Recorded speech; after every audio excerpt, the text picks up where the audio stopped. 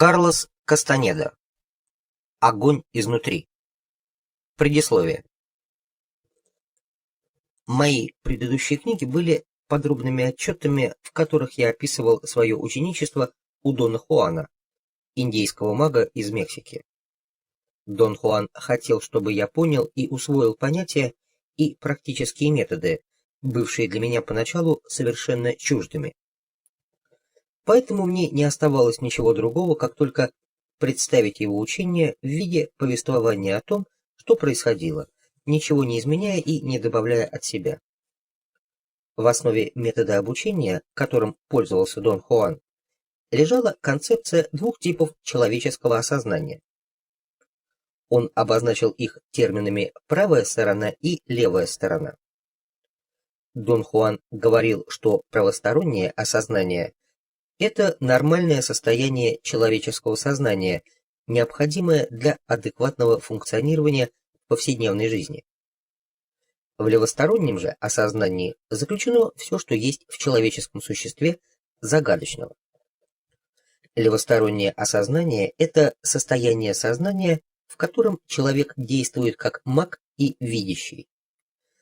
Соответственно, классификации типов осознания Дон Хуан разделял свои методы обучения на две части: методика для обучения правой стороны и методика для обучения левой стороны.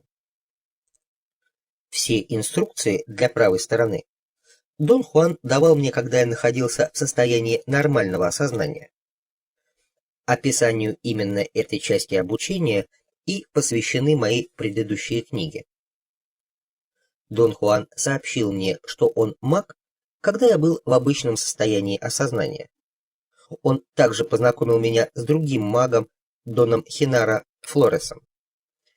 Из того, какие взаимоотношения установились между нами, логически вытекало, что они взяли меня в ученики. Это ученичество закончилось непостижимым действием, к выполнению которого подготовили меня Дон Хуан и Дон Хинаро. Они сделали так, что я смог прыгнуть с вершины плоской горы в пропасть. Все, что произошло там, на вершине, описано в одной из моих книг. Это был последний акт драмы, который являлось учение Дона Хуана для правой стороны. Он был разыгран Доном Хуаном, Доном Хинаро, двумя их учениками, Паблито и Нестором, и мною. Паблито, Нестор и я прыгнули тогда с вершины в пропасть. Прошли годы, в течение которых я был уверен, для подавления рационального страха, возникшего во мне перед лицом реального уничтожения, было достаточно только лишь моей абсолютной веры в Дона Хуана и Дона Хинаро. Сейчас я знаю, что это не так. Секрет моего непостижимого поступка заключался в учении Дона Хуана для левостороннего осознания. Теперь я отдаю себе отчет в том, какая огромная дисциплина и настойчивость требовались для того, чтобы передать мне это учение. Прошло 10 лет, прежде чем мне удалось в точности вспомнить все, что происходило, когда Дон Хуан проводил обучение для левой стороны, результатом которого явилось ощущение настоятельной потребности совершить столь непостижимое действие, как прыжок в пропасть. Именно в учении для левой стороны заключался основной смысл того, что Дон Хуан, Дон Хинаро и их помощники делали со мной на самом деле. И именно там лежала разгадка того, кем они на самом деле были. Они вовсе не обучали меня магии, но передавали мне учение совершенного владения тремя аспектами древнего знания, которыми обладали сами: осознание, сталкинг и намерение. Так называются эти три аспекта. Сам же Дон Хуан, Дон Хинаро и их помощники не были магами. Они именовали себя видящими. А Дон Хуан, кроме того, был еще и нагвалем.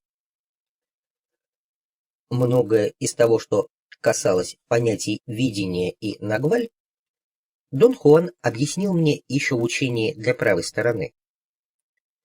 Насколько я тогда понял, видение является способностью человеческого существа расширить поле своего восприятия до состояния, в котором воспринимается не только облик и образ, но также внутренняя сущность любого объекта и явления.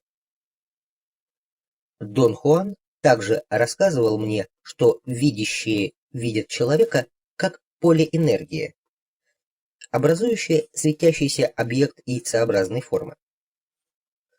У большинства людей это яйцо разделено на две части. Однако некоторые мужчины и женщины состоят из 4 или 3 частей. Эти люди более жизнеспособны и энергичны, чем обычные. Научившись видеть, они могут стать нагвалями. В своем учении для левой стороны Дон Хуан развернул передо мной всю сложность понятий видения и нагваль. «Быть нагвалем, — говорил он, — это нечто гораздо более емкое и значительное, чем просто быть особо жизнеспособным человеком, который научился видеть. Быть нагвалем значит быть лидером, учителем, быть тем, кто ведет и указывает путь. В качестве нагваля Дон Хуан возглавлял группу видящих. Согласно традиции, такая группа называется отрядом или партией нагваля. В партию Дона Хуана входили 8 женщин видящих: Сесилия, Делия, Ирмелинда, Кармела, Нелида, Флоринда, Зулейка и Зойла. 3 видящих мужчин: Висенте, Сильвио Мануэль и Хенаро, а также 4 курьера или вестника: Эмилито, Хуан Тума, Марта и Тереза. Дон Хуан не только возглавлял свою команду, но также обучал и вел группу видящих учеников. Это был новый отряд следующего нагваля. Он состоял из 4 молодых мужчин: Паблито, Нестора, Элихио, Бениньо, и 5 женщин: Соледад, Лагорды, Лидии, Хосефины и Розы. Номинальным лидером новой команды нагваля являлся я, совместно с женщиной нагваль по имени Кэрол. Чтобы быть в состоянии воспринять учение Дона Хуана для левой стороны, мне нужно было входить в совершенно особое состояние пронзительной ясности восприятия. Это состояние называется состоянием повышенного осознания. В это состояние меня вводил Дон Хуан. В течение всех лет нашего с ним общения он использовал для этого особый удар ладонью по верхней части моей спины. Как объяснял Дон Хуан, в состоянии повышенного осознания ученик может вести себя так же естественно, как в обычной жизни, но его разум способен при этом концентрироваться на чем угодно с потрясающей силой и ясностью. Однако неотъемлемым свойством состояния повышенного осознания является то, что оно не связано с правосторонней памятью. Поэтому, возвратившись в свое обычное состояние, ученик не был способен вспомнить ничего из того, что происходило, когда он находился в состоянии повышенного осознания.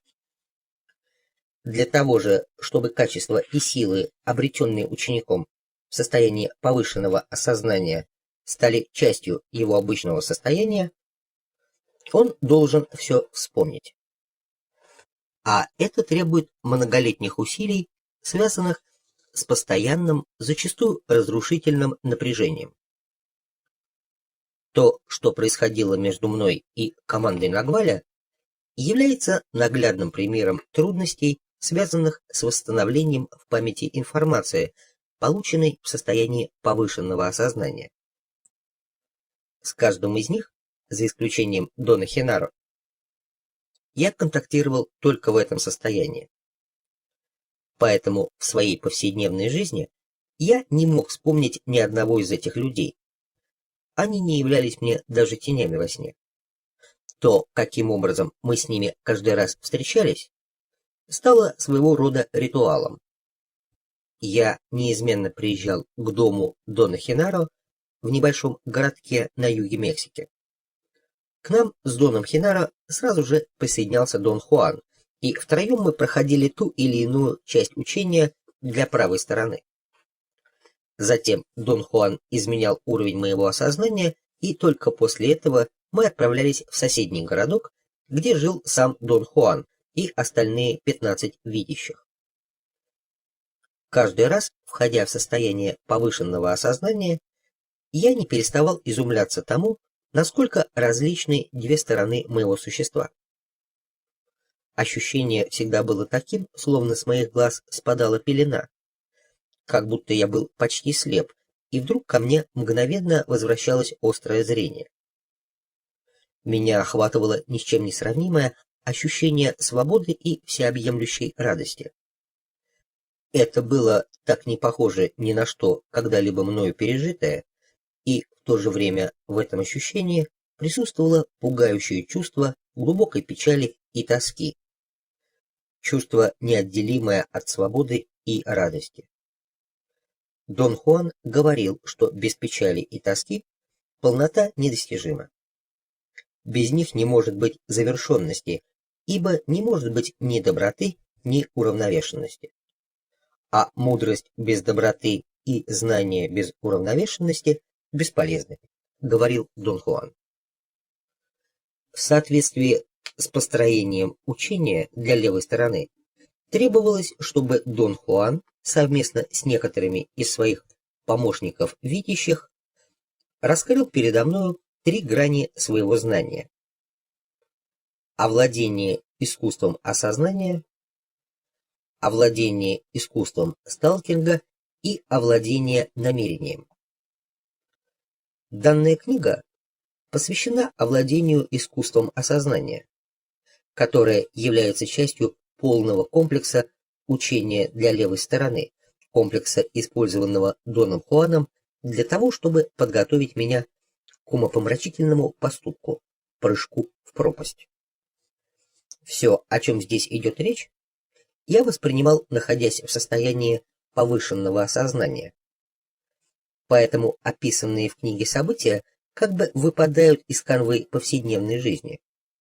Им не хватает событийного контекста, несмотря даже на то, что я, со своей стороны, сделал все возможное, пытаясь восполнить пробелы и в то же время ничего не добавлять от себя. Дело в том, что, находясь в состоянии повышенного осознания, человек в минимальной степени отдает себе отчет в происходящем вокруг него, поскольку все его восприятие целиком сконцентрировано на непосредственных деталях действия, в которое он вовлечен. В данном случае действием, в которое я был вовлечен, являлось обучение искусству осознания. Термином «искусство осознания» Дон Хуан обозначал современную интерпретацию исключительно древней традиции. Эту традицию он называл традицией древних видящих толтеков. Несмотря на то, что Дон Хуан чувствовал свою неразрывную связь с этой древней традицией, себя он относил к числу видящих нового цикла. Когда я как-то спросил его, чем же, собственно, отличаются видящие нового цикла, он ответил, что они воины свободы. Они довели владение искусством осознания, искусством сталкинга и намерением до такой степени совершенства, что даже смерть не способна выследить и поймать их, как ловит она всех остальных людей. Воины полной свободы сами выбирают время и способ своего ухода из этого мира.